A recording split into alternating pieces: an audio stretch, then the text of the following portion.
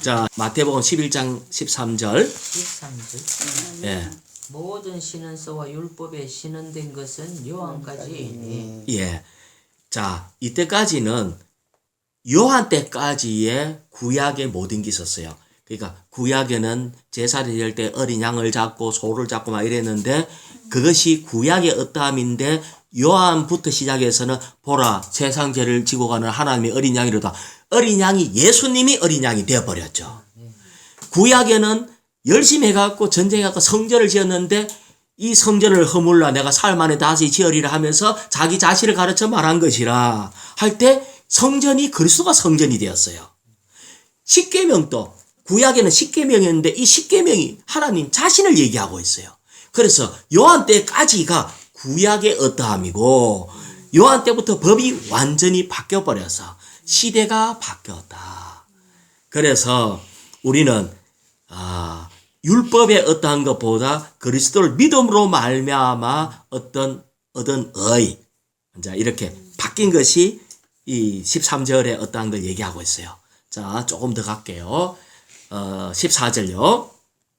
여러분이 그것을 기꺼이 받아들인다면 오기로 되어 있는 엘리야가 바로 그라는 것을 알 것입니다. 자 여기에서 올이라고 한 엘리야가 도대체 뭔가 할 때 요한이 엘리야였다.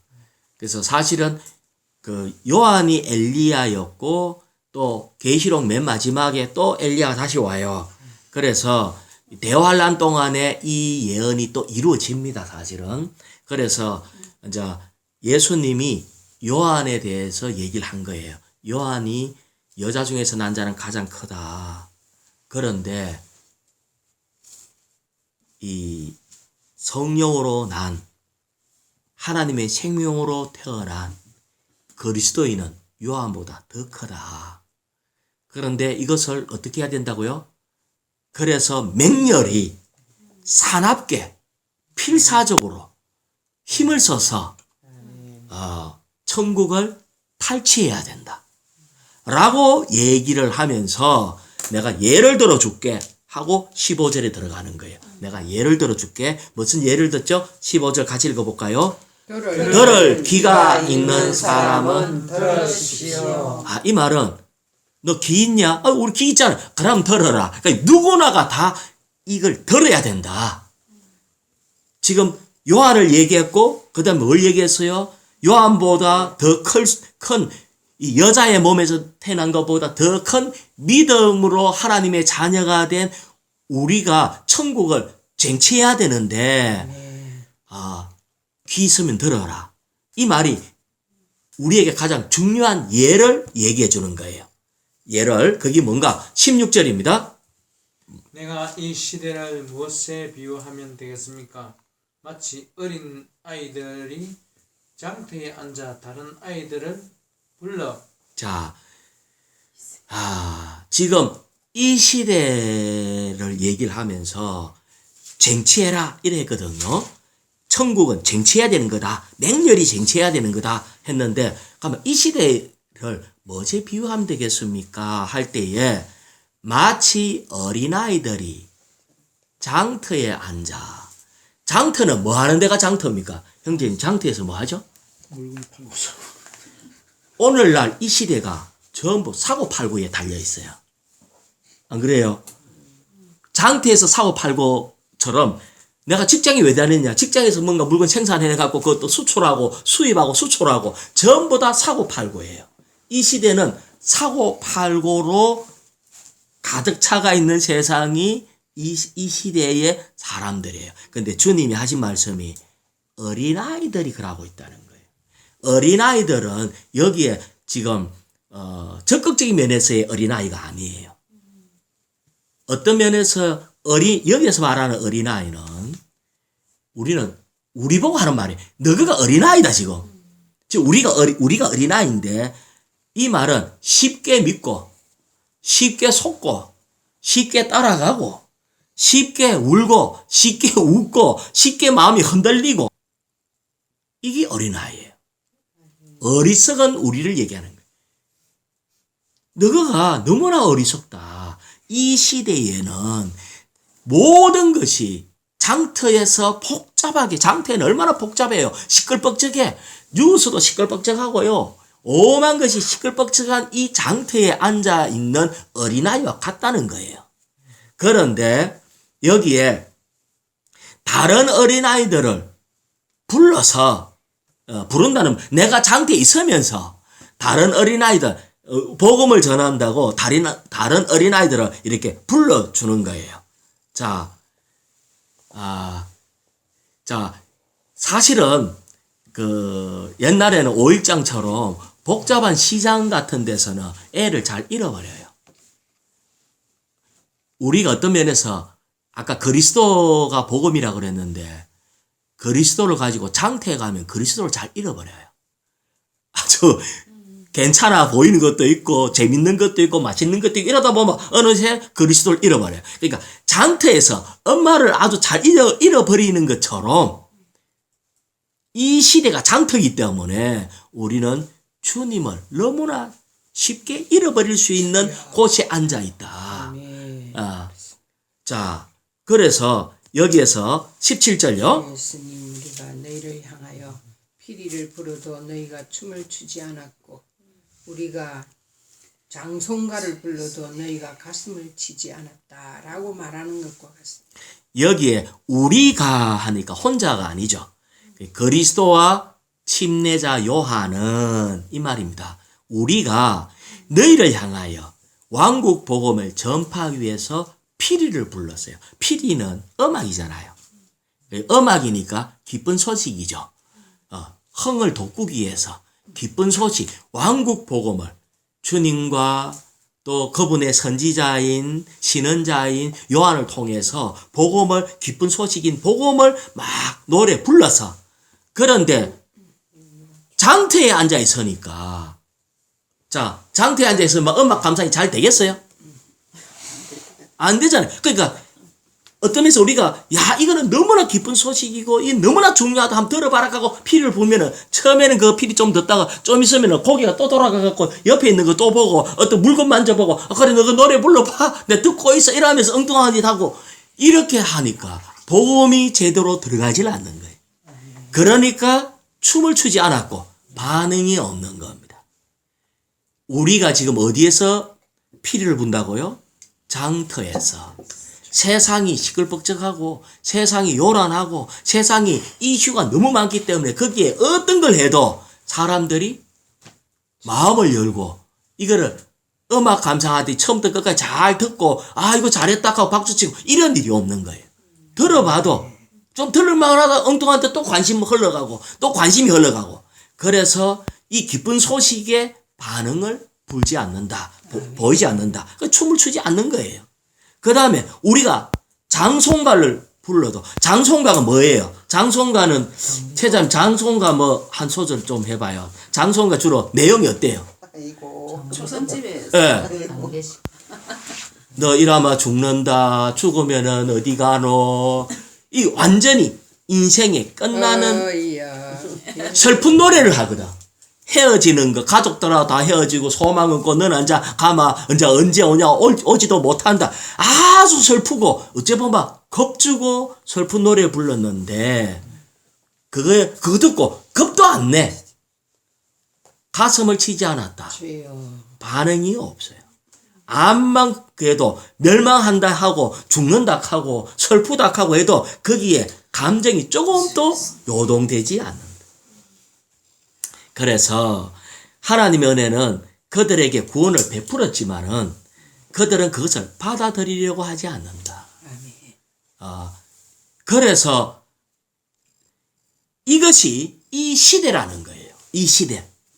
그러니까 이 시대에서 아까 천국은 쟁취하는 자의 것이에요. 맹렬히 쟁취하는 자의 것이다. 그러니까 그러면은 이 시대에서 어린아이가 피를 불든지 뭘 하든지 필사적으로 하지 않으면 이것이 우리 것이 되지 않는다. 아멘. 주님이 지금 그걸 얘기하고 있는 거예요. 그래서 귀 있는 사람은 들어보십시오. 사실은 요한도 들어갈 수 없는 천국인데 우리에게는 마지막 기회가 있는 성령으로 거듭난 사람인데, 문제는 지금 이 세상이 너무나 복잡해가지고, 너무나 지금은 모든 뉴스가 콜로라 19에 잡히갖고 딴기 나오도 안 해.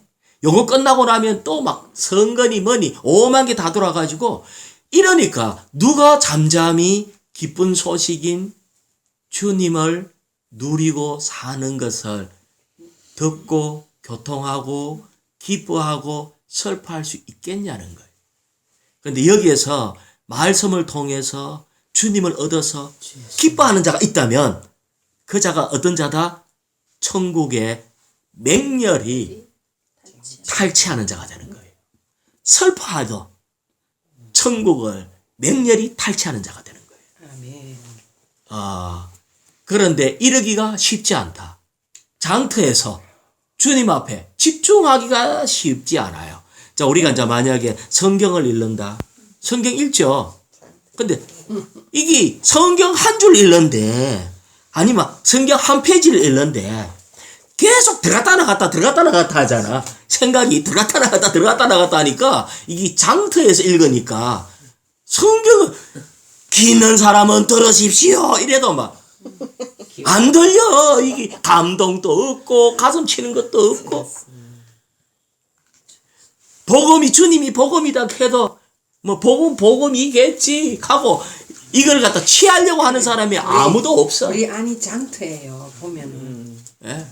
이게 이 시대고 우리의 혼이 이 시대에 연결돼 가지고 이것이, 그래서 우리 주님이 기는 사람은 들으십시오. 이게 중요한 말이라고. 기는 사람 들으십시오. 이 시대가 뭔지 압니까? 여러분 다 어린아이라서 그렇다. 만약에 조금 집중력 있고 주님에 대한 부담이 있다면 장터에 앉아 있어도 주님의 음성이 들릴 거라고요. 어린아이라서 흔들려서 그래. 맨날 환경이 흔들려. 자, 11장 18절. 11장 18절 제가 먼저 읽어볼게요. 요한이 와서 먹지도 않고 마시지도 않으니 사람들이 그가 귀신 들렸다라고 하더니, 자, 19절까지 읽어볼까요? 사람의 아들이 와서 먹고 마시니 보아라 탐식가요 술꾼이며 세리와 죄인의 친구다라고 합니다. 아멘. 그러나 지혜는 그 행한 일로 말미암아 어렵다는 것이 밝혀집니다. 아멘. 이 지금 무슨 얘기를 하고 있나 하니까, 지금은 이렇게 피리를 불고 장송가를 불러도 반응을 잘 안 하고 있는데, 왜 반응을 안 하냐? 이 시대 사람들이 요한이 와서 복음을 전했다고요. 요한 또 와가 뭐라고 복음 전했나마? 회개하라, 천국이 가까이 왔느니라. 그러면서 구약을 끝내면서 침례를 막 주고 그랬어요. 그런데 요한이 그렇게 할 때에 사람들이 요한 보고 뭐라고 그랬죠? 귀신 들렸다 하고 안 받아들여요. 와 귀신 들렸다 하니까 요한은 지금 막 회개하라, 지금 이것이 이 상태가 아니다 이러면서 아주 거기에 맞는 어떤 이 복음을 전하니까 애통해하는 마음으로 요한 스스로가 밥을 안 먹었어요. 그러니까 사람들이 어떤 면에서는 진솔하게 이렇게 했는데 귀신 들렸다. 왜? 안 먹고 저렇게 하니까 귀신 들리가 복음 전하네. 이래가 복음을 안 받아요. 근데 19절에 보면은 사람의 아들이 와서 얘기할 때에 사람의 아들이 예수님이 와서 또 복음을 전해서, 그러니까 세리와 죄인의 친구다. 또 잘 먹는 거 보니까 탐식가고 술꾼이다. 우리 주님이 포도주를 한 잔씩 했는가 봐요.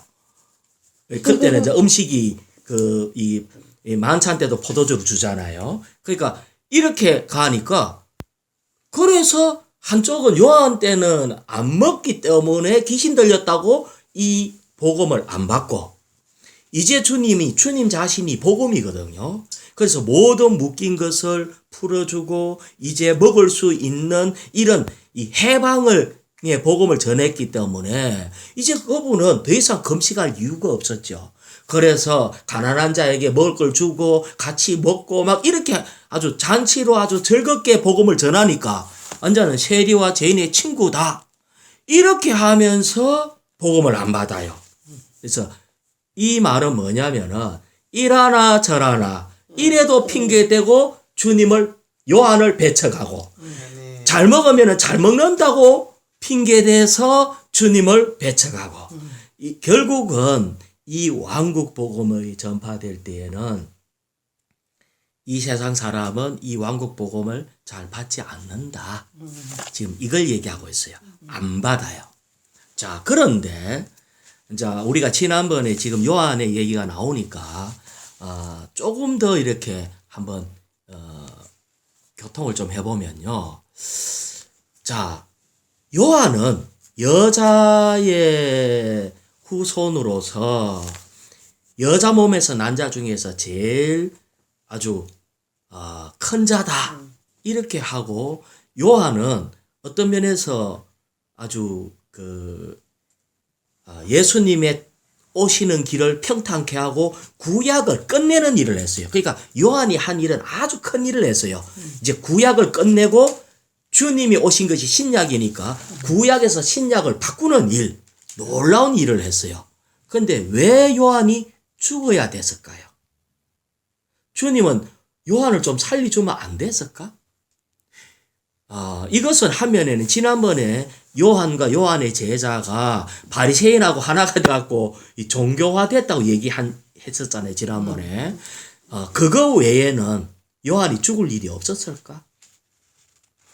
자, 우리도 어떤 면에서 주님 앞에 크게 쓰임을 받고 할 수도 있지만 어떤 면에서 죽을 수도 있다는 거예요.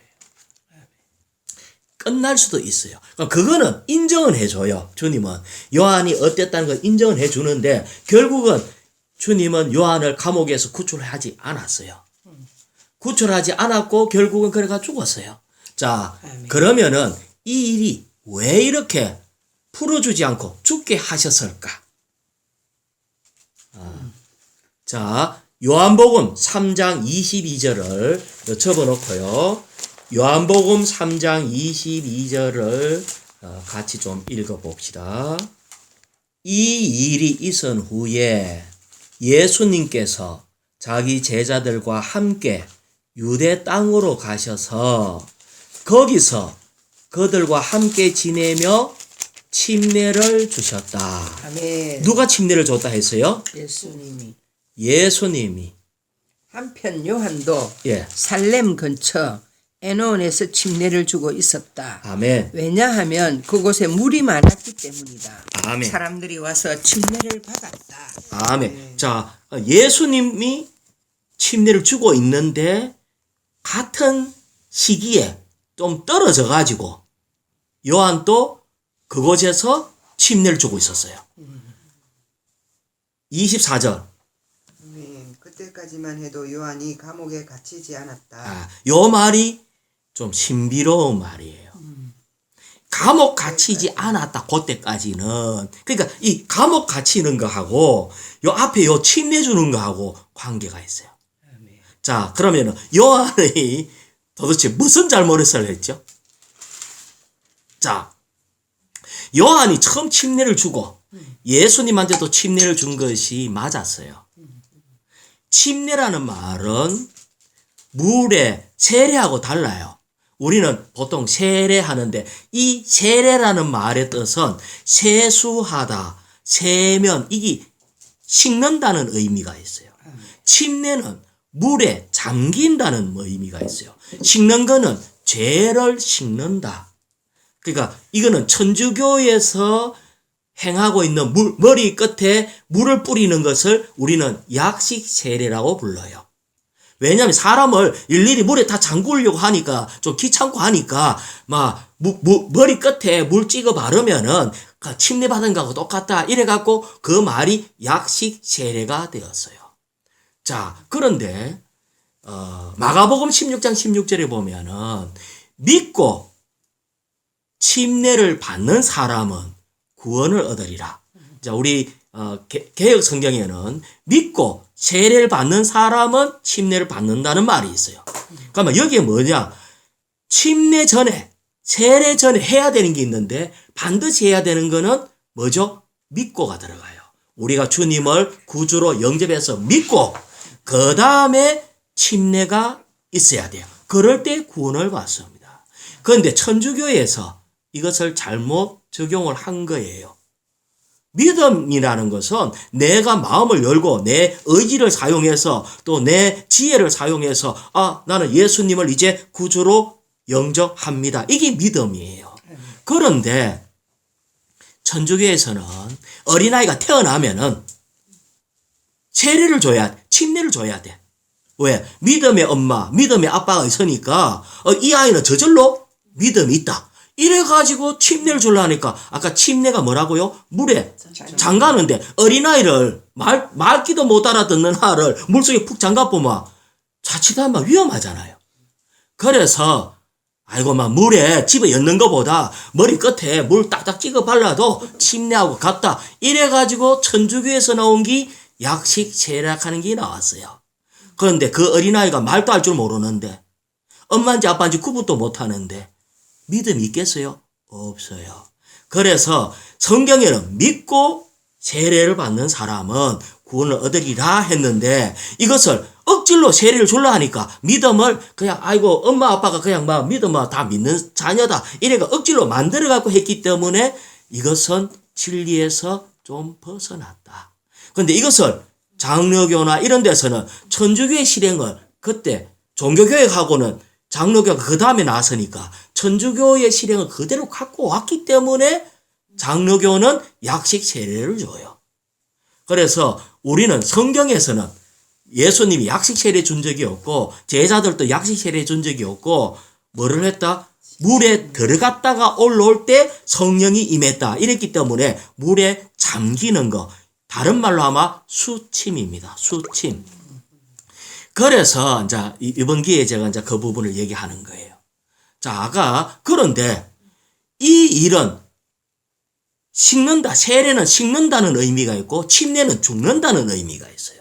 다시 말하면은 나의 옛사람, 이때까지 이 세상에 살아오던 세상적인 사람으로서 옛 창조에 속한 사람으로서 나는 물에 들어가서 완전히 장사 지내고 끝났다는 것을 선포하는 겁니다. 침례는. 그래서 이때까지 있었던 구약이 그것을 종결하고 그 다음에 신약으로 바뀌는 이것이 요한의 침례를 기준으로 바뀌는 거예요.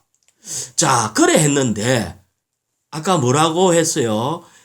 예수님은 이쪽에서 침례를 주고 있는데 요한과 요한의 제자는 저쪽에서 침례를 주고 있어. 그러면은 거기 뭐가 잘못되죠? 그것은 경쟁과 같아요. 경쟁이에요. 요한은 뭐 했다고요? 주님을 천거하기 위해서 나왔어요. 주님이 오실 때 이는 메시아다라고 얘기를 했어. 자기 스스로가 우리 주님이 메시아다. 성령이 임함으로 그 성령이 가르쳐 줬다. 이렇게 분명하게 얘기를 했어. 그러면은 이제 예수님이 와가지고 침례를 주면은 자기는 퇴장해야 돼. 우리가 어떤 면에서 영화나 연극에서 주인공이 나오면 그 주인공이 나오도록 조연은 조연의 역할만 해야 돼. 왜? 그는 주인공인 예수님을 청거했는데 이제는 예수님이 와서 이제 침례를 주고 이걸 했을 때 자기가 스톱해야 되는데 이제 양쪽에서 하고 있는 이런 일이 벌어졌어요. 그래서 예수님이 그리 한 건 아니지만 지난번에 얘기했잖아요. 환경은 제2의 말씀이라고요. 하나님이 정치를 이용해 가지고 이 요한이 아주 고전 사람이고 아주 강한 사람이었어요. 그래서 왕이 동생의 아내를 취했는 문제가 있는데 이 요한이 겁도 없이 왕을 책망해서 그러면 안 된다고. 그러니까 그것 때문에 감옥에 잡혀갔어요. 그러니까 사실은 왕이 요한에 대해서는 두려움을 갖고 있으면서도 자기를 막 잘못했다고 막 하니까 감옥에 가다였는데 어떤 면에서는 주님이 그거를 허락했어요. 하나님이 그걸 허락해서. 그래서 감옥에 갇혀서. 그런데 요한은 이래 있다 보니까 이제 죽겠다 싶거든. 그래서 예수님한테 내 좀 구해주세요 하고 제자를 보냈는데 다른 사람 기다릴까요? 이러니까 예수님이 눈 먼 자가 눈을 뜨고 안전뱅이가 일어나고 막 이런 얘기를 쭉 하면서 이거는 하나님이 아니면 고칠 수 없는 일을 하고 있으니까 가서 이런 일 한다 해락하고 말만 하고는 그 얘기를 들을 때 요한은 마음이 흔들렸어요. 그래서 예수님이 뭐라 했어요? 나로 말미암아 실족치 않는 자는 복이 있다. 우리는 생각할 때 내가 뭐 잘못했는데? 이렇게 하는데 이것을 누가 막았다? 하나님이 막았어요. 왜? 이 모든 것의 행정은 하나여야 돼요. 그래서 우주 가운데 삼층정에 보호자도 하나밖에 없어요. 새 예루살렘에서도 보호자가 하나밖에 없어요. 아멘. 다시 말하면은 우리는 이것을 행정적인 면에서는 내가 다르게 죄를 짓고 하면 용서해 주면 되고 다른 부분은 다 되는데 하나님은 뭔가 하시려고 하는 뭔가가 있어요. 그런데 이제 이것이 경쟁 상태가 돼버린 거예요. 요한도 나 침례 줬으면 나 끝까지 침례 줄 거야. 근데 주님이 오시가 침례를 주면은 자기는 이 일에 있어서 수독해야 돼요. 그렇지 않으면 사람들이 혼선이 옳잖아요. 내가 이 요한을 따라갈까? 주님을 따라갈까?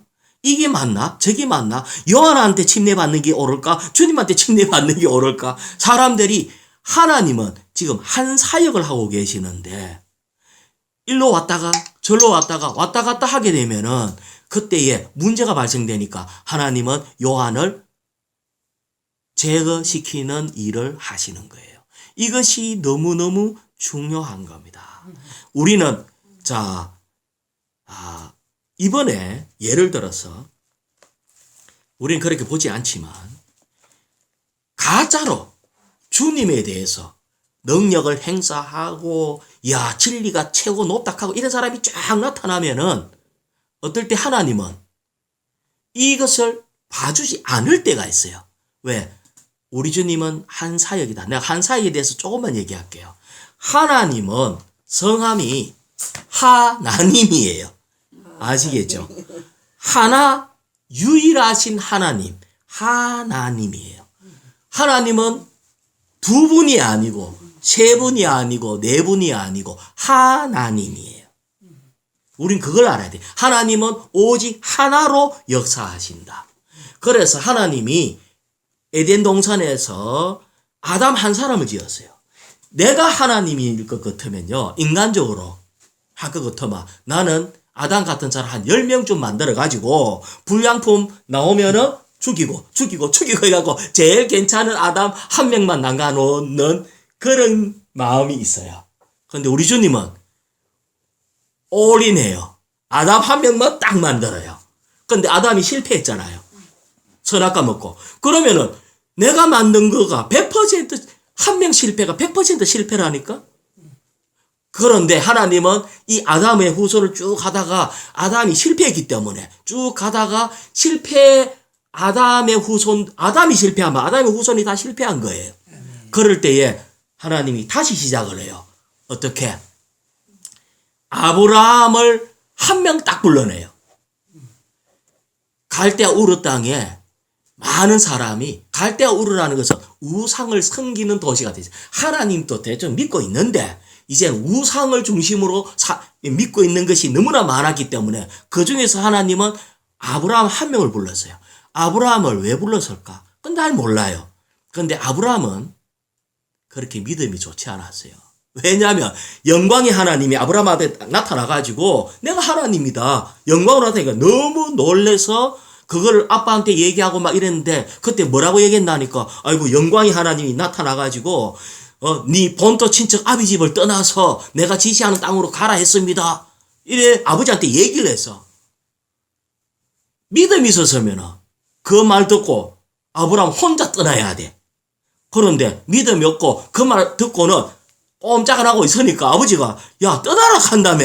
하나님 만났는데 떠나라 한다며. 그러니까 아버지 되라 하고 같이 가족이 또 사촌하고 다 데리고 떠났다니까요. 그 아브라함은 믿음이 좋은 사람이 아니었어요. 자신이 그렇게 없어서. 그러다가 데라까지 가갖고 아버지 데라를 데리고 갔어요. 그러고는 아이고 이제 조카로 니밖에 없다 해가 조카를 끝까지 데리고 갔어. 그랬기에 나중에 하나님은 야 내가 뭐라 했냐.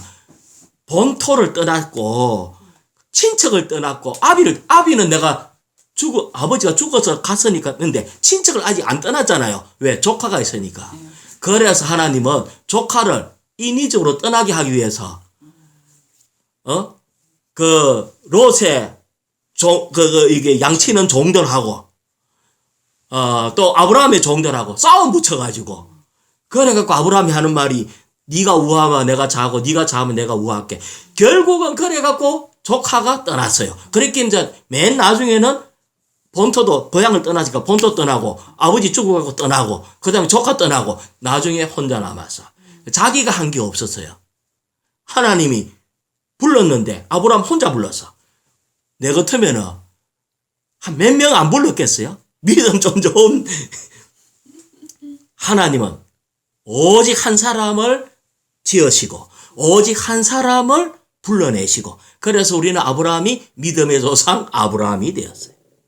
결국은 주님은 계속해서 시온산에서 거기에서도 완전히 모세 한 사람을 불러갖고 인도자를 모세 한 사람을 데리고 나왔어. 모세가 죽으니까 여호수아 한 사람을 또 데리고 나오고 우리 하나님은 알아야 돼요. 오직 한 사람을 통해서 주님은 하나님의 경륜을 역사하신다.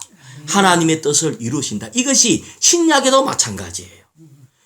제자들은 12명의 제자가 있었잖아요. 그런데도 주님은 계속해서 처음에 주님이 쓰시는 사람이 있어. 그래서 처음에는 베드로를 사용을 했어. 그래서 많은 제자들, 12제자들하고 베드로가 함께 썼었는데 말하는 거는 베드로가 말을 했어. 그럴 때 성령이 임하고 뭔가가 그때부터 역사가 일어났어요. 그 다음에 주님은 누구를 썼어요? 나중에는 사도행전 13장입니까? 그때부터는 바울을 사용을 했어. 그 다음에는 바울이 끝나고 나면 요한을 사용을 해. 항상 성경에는 자, 왜? 우리는 알아야 돼요. 몸에 귀는 2개인데 입은 1개밖에 없어. 입이 2개가 되면은 한쪽에서는 이 말하고 한쪽에서는 저 말 해버리면은 이게 혼선이 생기고 문제가 발생되고 하나님의 뜻이 이루어질 수가 없어요. 이 세상에 하나님은 계속해서 그분의 사역은 한 사람을 통해서 계속해서 역사했는데 지금은 주님은 하나님은 알아요. 하나님의 이 뜻을 계속 이어받고 말하는 사람은 한 명을 가지고 계속 하는데 이 땅에서 가짜들이 많잖아요. 누가 가짜인지 몰라. 그런데 어떤 가짜가 아주 능력 있고 유명한 것 같으면은 이번처럼 이런 일로 해가지고 완전히 가짜가 가짜라는 것을 드러내버려요. 자기는 몇 달 만에 갑자기 10만 명 몇 달 만에 그가 한 말이 뭔지 알아요? 자기가 메시아래. 자기가 메시아라 하면서 신천지가 자기가 메시아라 하면서 숫자를 널카갖고 막 그러면서 막 속이고 이러니까 주님이 이번에 코로나를 통해 갖고 가짜를 확실하게 드러냈어. 앉아 나이가 들어가가지고 옆에서 누가 얘기 안 해주면 자꾸 헛소리해서 와서 얘기 외석검에 보면 옆에서 그만하면 됐습니다 하고 요 정도만 말하라 하고 인간 보청기 완전히 엉망이 됐잖아요. 어떻게 사람들이 다 알아요. 어떻게 이런 사람의 형편없는 것을 듣고 이렇게 사람들이 다 속을 수 있냐. 다 사기당한 것처럼. 이것이 뭐냐. 주님은 계속해서 잘못된 거는 드러내가지고 아주 부끄럽게 하고 주님 스스로가 그분의 몸을 만들기 위해서 박살을 낸다는 거예요. 그래서 자 11장 13절을 한 번만 조금만 더 볼게요. 우리는 이 부분이 자꾸 구분이 안 가서 좀 어려움이 있는 것 같아요. 11장 13절 읽어볼까요? 모든 신은서와 율법에 신은된 것은 요한까지이니, 자, 구약에 있는 모든 신은서, 율법서, 이 모든 것은 요한까지다. 자, 우리는 지난번에 얘기했어요. 시대가 바뀌었다고.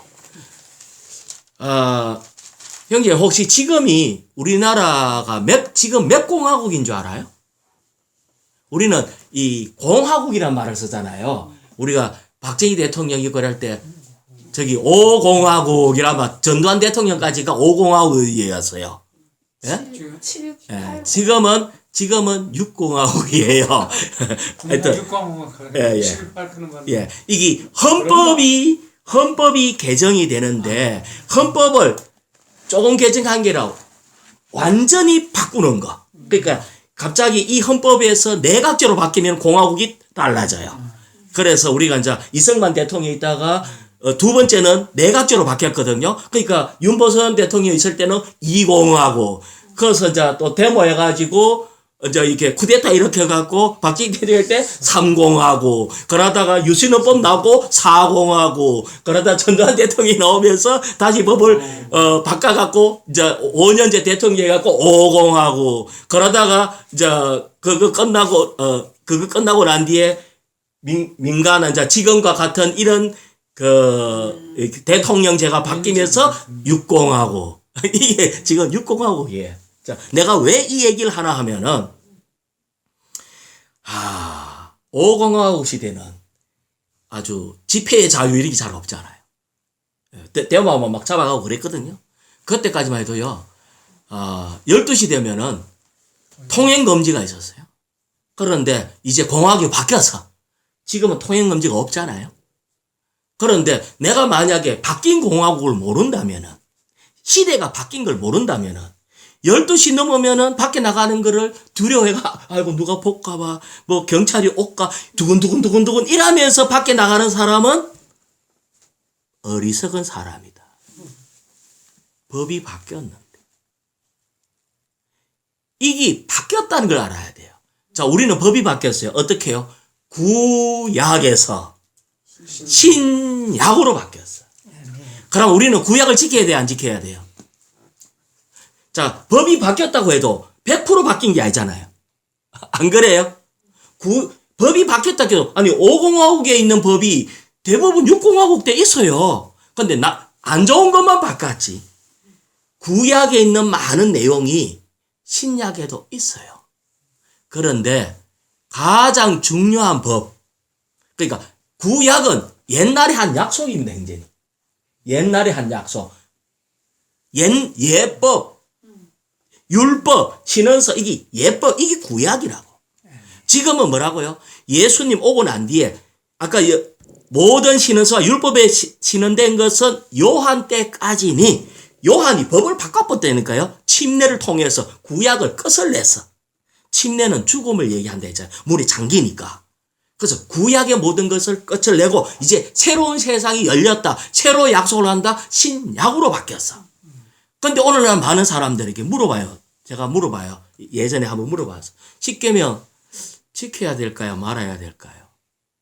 이렇게 하면은 최선을 다해서 지켜야지요.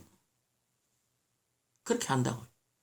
근데 구약에 양 잡고 소 잡고 했잖아요. 왜 지금은 양 잡고 소 잡고 안 해요? 이게 구약에 있었던 것이 있는데 신약으로 바뀌었어. 우리는 법이 바뀌었는데 뭘로 바뀌어? 옛날에는 문자로 있는 법이었는데 지금은 생명의 성령의 법이 죄와 사망의 법에서 넉넉히 이기게 했어요. 우리는 법이 바뀌어서 문자적인 법에서 생명의 법으로 바뀌어서. 그러니까 이 생명의 법이 뭔가? 예수님이 죽고 부활해서 생명 주는 영이 되어서 지금 주는 그 영이시니 예수님이 그 영이 돼가지고 이제 믿는 자 속에 들어왔기 때문에 우리 안에 무슨 법이 들어왔다? 생명의 법이 들어왔어요. 이것을 보고 생명의 성령의 법이라고 합니다. 구약은 생명의 성령의 법이 없었어요. 구약에는 성령이 있었는데 법은 문자적인 법. 그러니까 우리는 그러면 이 법의 내용은 같을 수가 있어요. 나 외에 다른 신을 섬기지 마라. 이게 왜 다르겠어요? 똑같지. 그런데 이거는 생명으로 아멘. 있는 법이에요. 내 안에 있는 주님이 주님보다 더 사랑하는 거 있으면 나는 싫어해. 이렇게 하는 거예요. 그렇잖아요. 자, 구약에서는 안식일이라는 걸 지켜야 됐어요. 우리 지금 신약 안식일 지켜요? 우리 주일 성수하는데 주일하고 안식일하고는 달라요. 주일은 부활한 날을 주일, 안식일은 금요일 저녁부터 토요일까지를 안식일이라고 그래요. 그러니까 많은 사람들이 이래야 하는 거. 너가 왜 성경에 십계명에 안식일 지키라 했는데 너가 와 주일 지키노? 너 잘못했네. 이렇게 공격할 때 아무도 말을 잘 못해.